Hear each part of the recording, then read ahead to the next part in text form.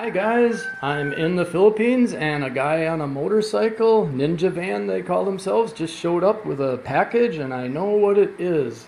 It's the Xinlehong RC truck, 1/10 scale. It'll be the biggest one yet that I have in the Philippines. This is the next step. I'm kind of saving time so you don't have to watch me try and fight the package open. But yeah, it's the 9125 and it's the same, comes out of the same factories as the GP Toys.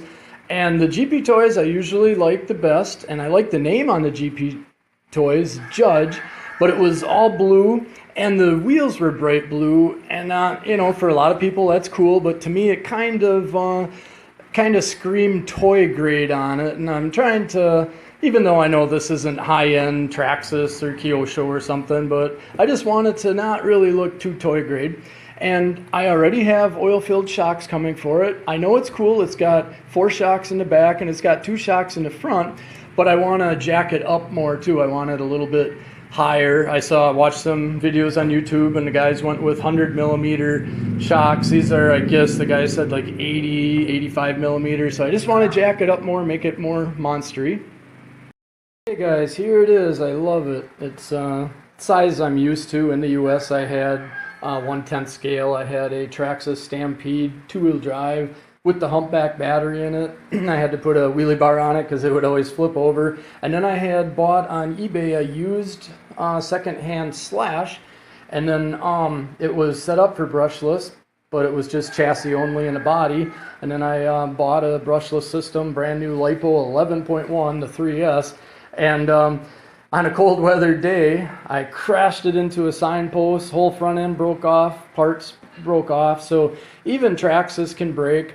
And it's also cold days, the plastic gets more brittle, it's not as flexible. Like this thing right now, everything's flexible. But yeah, same thing, if you run this in the cold weather and crash it, you will break stuff, but the good thing is parts are available. So basically, since the company is basically called Xinlehong, and their name on this truck is just like Sprint, it's not an exciting name.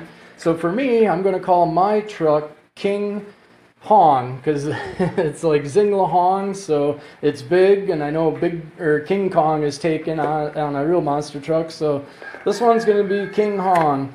And it's got Dean's connector already, which is the hobby style, and it's got a LiPo 7.4, 1600 milliamp, and then battery cover that snaps on. You get a wrench. They send an extra switch. I know someone on YouTube said their switch didn't last real long, so you get an extra switch.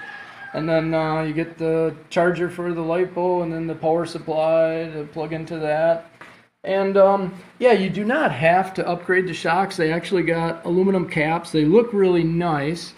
Some guys said after a while they squeak, but you always can clean them out with WD-40. They're just friction shocks. There's no oil. And the guys said, yeah, they float pretty good over the rough ground. A little bit of bounce because there's no oil, but it's really wide truck.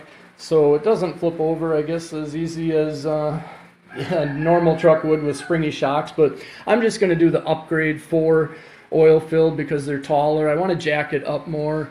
I don't care if it's a little top heavy. It's not really a race car, so I just want to be able to go through more things. If you land on the rocks a little bit and it's high centered and it's spinning, or in the tall grass and it's spinning and getting stuck, that's not a lot of fun. So I want to jack it up more so it will go through more stuff. But yeah, I love it. It's got the cool wheels. I didn't really care for the GP Toys version, the bright blue. It reminds me of, up here I have the toy grade RC cars that the boys kind of play with, and when they got the bright wheels it's kind of ugly looking. Here's my little rock crawler that's toy grade, but it still looks pretty cool and actually goes through a lot of stuff. So, and then my GP Toys 911, I put the 80 millimeter aluminum oil filled, or excuse me, let's see, yeah, I think they're 80 millimeter. And then on this one I ordered 100 millimeter. It's a bigger truck, and another guy on YouTube had actually made a 100 millimeter fit, and it looked perfect. It jacked it up, so it's more the look I'm looking for. So I'm not really racing other people. I don't care if in the corner it might flip over easier. I just want it to jump good and go through the rocky terrain and through the sand and all that stuff. So, well, that's the end for this video. I'll post more like when I run it, and then I'll post one how I did the shocks. I saw a few guys, some guys had bad ideas just putting wire in the top because it wasn't fitting good with their nuts and bolts. Other guys had good ideas, so I'll just kind of look myself and figure out the best idea I can do. I'm kind of a handyman. I was a mechanic in the US and on cars and stuff, and now I'm kind of retired in the Philippines. So as a service for you guys, I'm spending my own money to buy this stuff to have some fun and to show you guys.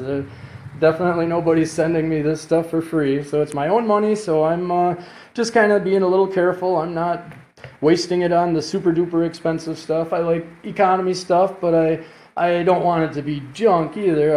I don't want the worst thing out there. So just keeping you guys informed. So thanks for watching.